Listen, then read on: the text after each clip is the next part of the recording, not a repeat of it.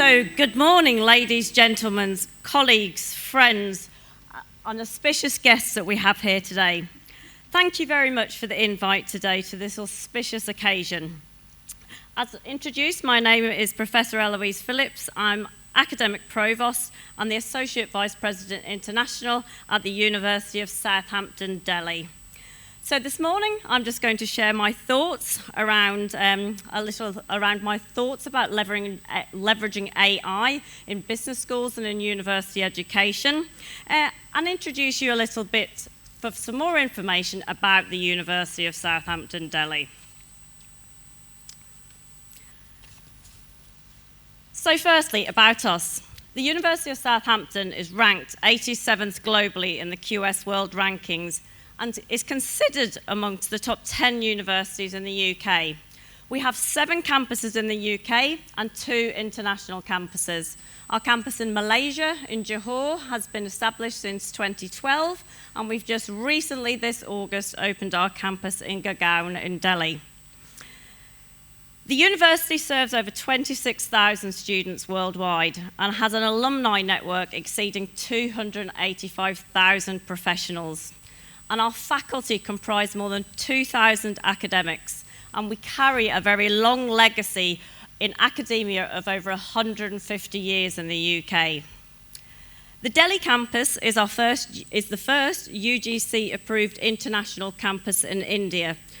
This year, we're offering 4 undergraduate programs in business, management, and technology, alongside 2 postgraduate programs designed for Indian students with global standards.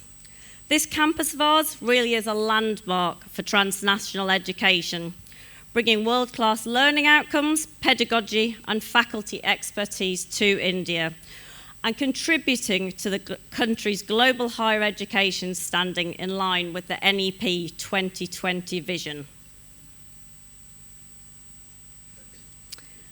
So if I can just now divulge in some of the multifactorial uses of AI that we're actually using across the University of Southampton, and how we've embedded that in our academic, in our pedagogy, in our institutional processes, and also in our research. So in line with programs, the university offers a BEng and MEng programs in artificial intelligence, and we also offer a BSc Management and Artificial Intelligence joint degree as well. Some of our programs cover machine learning, deep learning, robotics, and natural language processing, with industry projects to ensure practical experience. The MSc in Artificial Intelligence provides advanced training and exposure to applied AI research. For us as a UK university, AI is actually deeply embedded in our curriculums. As a university, we reviewed our curriculums a number of years ago, and all have the inclusion of AI in them now, along with the QAA standards in the UK. We also integrate AI into the academic support through writing assistance, feedback tools. All these things help save faculty time while improving student learning. Students are also trained in generative AI literacy, learning to detect bias, inaccuracies, and detect ethical issues. Our library resources include generative AI study guides and specialist research tools for QR codes with instant access. And for those of you, if you can see it, there is a QR code on the presentation that takes the links to our libraries to show you some of the access for students. And of course, as a UK Russell Group university, we also follow the guidelines on generative AI use and adoption within universities that are set by the Russell Group as well. And we have been one of the key members within the Russell Group in informing of AI. As an institution, we also adopt AI through various measures. So we use AI tools to support our admissions and our administration processes, improving speed, fairness, and transparency, while managing large volumes of applications that we get year on year.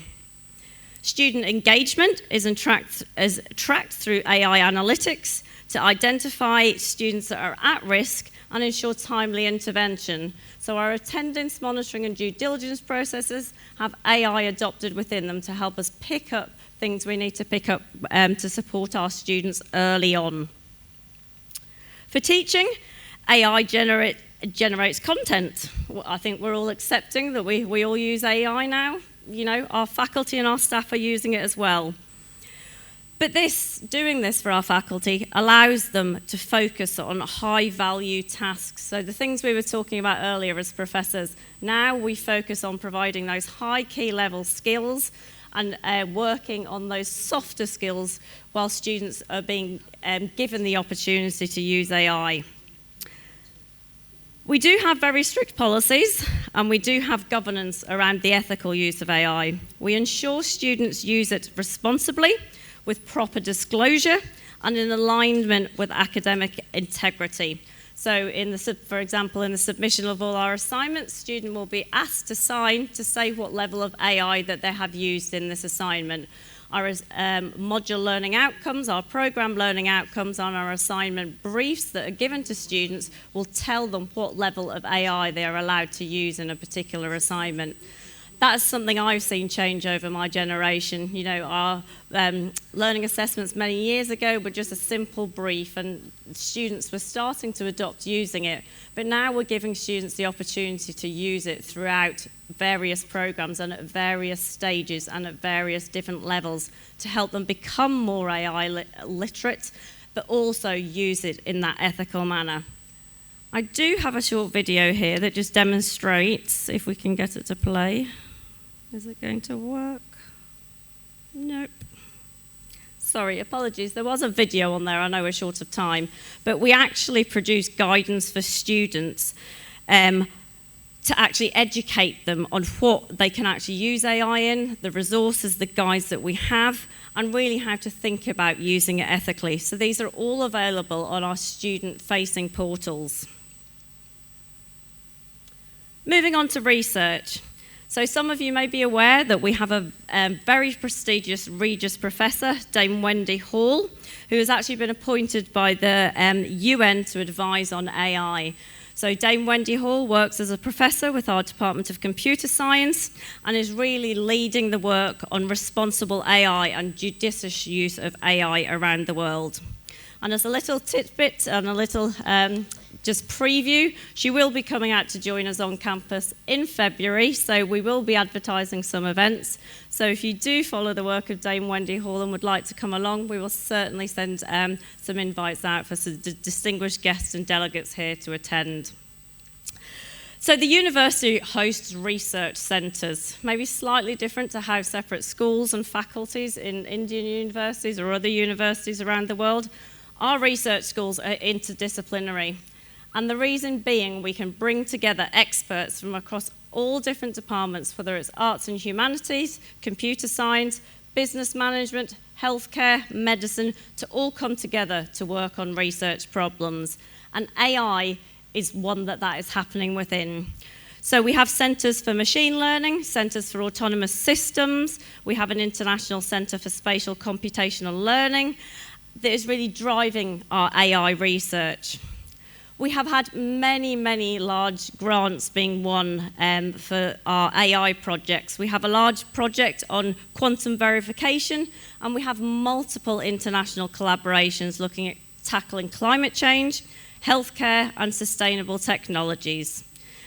We also gained funding of 31 million for a responsible AI project in the UK.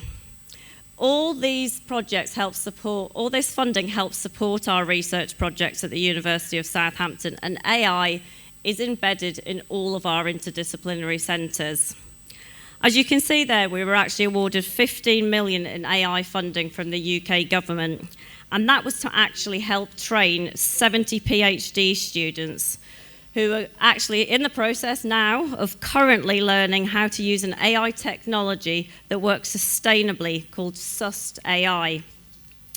And our aim of that is really to transform students and ensure they've got the ability to transform academic research and translate that into real changes in business and society.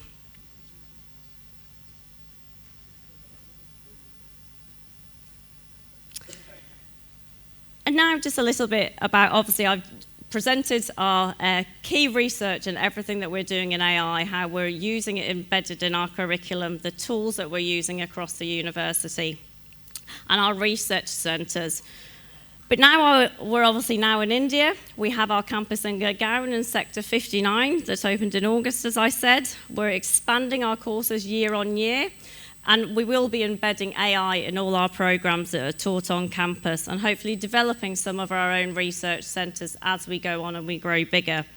But of course now we're here in India, we would absolutely love to partner with the absolutely wonderful and prestigious institutions here. We have the expertise, and I'm sure you have the expertise as well. It would be wonderful to have the opportunity to collaborate on some of these initiatives. For example, on academic and research collaborations, looking at joint projects in AI, business analytics, sustainability and innovation, looking at faculty exchange programs for shared teaching, mentoring and curriculum design. You know, we've been there, we've done that. We've literally gone through every single module spec to ensure that, and check every learning outcome to ensure that AI, and we also did it with sustainability, is embedded in our curriculum. If you need help, we're here. You know, please do reach out to us. There is also could be the opportunity for executive education and skills development, so co-development of executive programs, including AI-driven simulations and leadership workshops, for example. We could look at student exchange initiatives to provide real-world experience in global environments. We could look at initiatives around innovation and entrepreneurship. I know some of the universities here have some really big and successful entrepreneurship hubs. And of course we do as well at Southampton. So there are opportunities for incubators, startup techs, monitoring and resource to help support those initiatives. Joint hackathons, I know we've talked about them earlier, or competitions to foster problem solving and creativity across our student groups. We could hold joint workshops and masterclasses led by our faculty, led by industry faculty experts from Southampton, and led by the faculty expertise that you have here. We could look at joint sessions on AI, business analytics, and management innovation. So these are just a few of the opportunities I would like to offer. I appreciate, are we a little bit short on time? Are we okay for the last few slides? I have all the time in the world, so that's wonderful. So finally, just to conclude, and really to echo some of the absolutely wonderful comments that Jeff had mentioned in his earlier presentation, I think AI in business schools and in pedagogy and in university higher education is something we have to accept. It is here to stay, and it is changing the world. And some of the key points and some of the key factors that we can't detract from is, you know, one key fact, by 2025, 86% of educational institutions globally have integrated AI tools into either teaching and or administration. AI enables students to learn and collaborate and solve real-world business problems. We know students that use AI personalised tools actually supports their learning, and they actually score slightly higher in assessments than traditional methods. AI enables tailored instruction, deeper understanding and critical thinking if used correctly, if used ethically and if used responsibly. We know that it is gains for educators. It's certainly, if I have an AI tool to help me mark an assessment online, it can be done in 2 seconds of the time as to what would traditionally have spent hours for a lecturer having to do. So it increases time spent on lesson planning, creation of content and grading. That saves academics time to allow them to focus on those mentoring and developing higher skills in students that Jeff had mentioned previously. And you know, certainly even for me, my journey as an academic, I hand wrote assignments when I was at university, and you know, now I'm teaching students who are using AI tools to produce their assignments, and I'm having to decide have they used one or not. The world is changing and we all have to keep up. Even for me personally, some of my colleagues and I last year went on a journey that we called AI or Die. We were determined to learn all the AI tools that the students were using out there. We were determined to see how they could make us work more effectively and how we could embrace them in the teaching and the pedagogy and the delivery of our contents at my previous university. And that's how we need to think about AI, about embracing it and addressing it, because as all our previous distinguished speakers have noted, it's not going away. We know there's also a corporate demand for the use of AI skills. We speak to employers regularly who are coming in, who we're engaging with, and 77% of global workers are willing to retain or acquire AI skills to meet growing demand from industry. Every single employer coming into us is telling us we want your students to be AI literate when they graduate. That is the skills that they are looking for.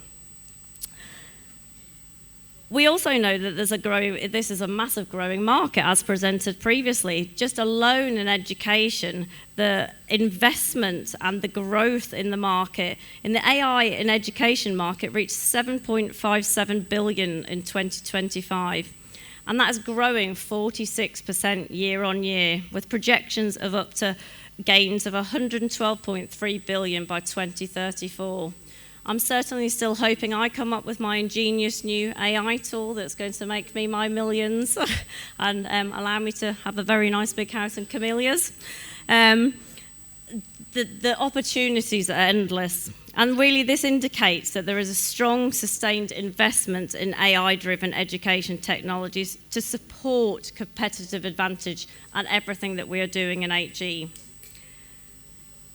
Over 75% of higher education institutions and 90% of leading business schools are currently embedding AI ethics, responsible use policies, and bias awareness into teaching and governance. And this is ensuring that, as we do at Southampton, that graduates use AI with fairness, integrity, and accountability. So I think the final point from me is we have to address AI. It's here. We have some great examples as the University of Southampton if people would like to speak to us and share those. Dr. Vishal Talwar will be here all tomorrow representing the University of Southampton. Please do reach out to us and speak to us. And just to close, as we look to the future, artificial intelligence is transforming education, research, and global collaboration.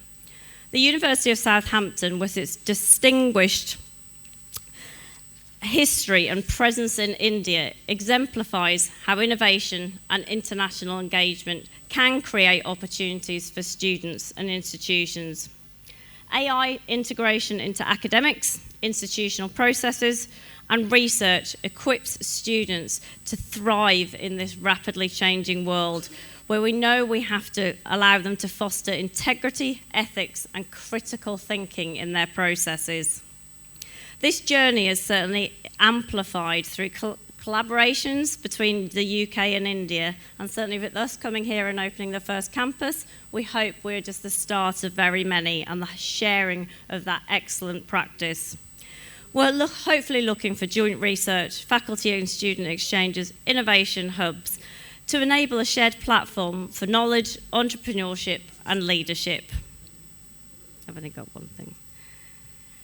I'll end it there because I'm being told to. So thank you very much for your time and I hope you enjoy the rest of the conference, and thank you very much again. Please do come and speak to us.